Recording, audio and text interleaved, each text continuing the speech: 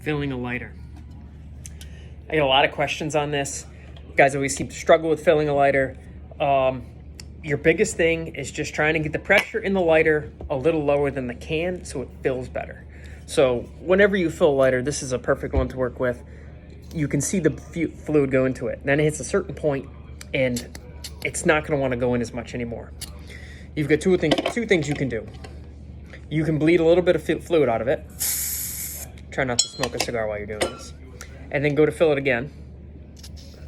And you can see, puts a lot more butane in it.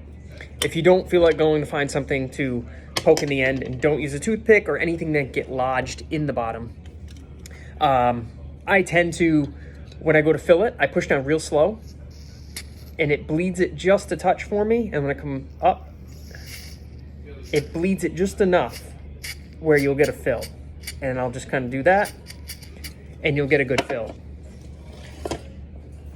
Two main ways to help yourself fill a lighter.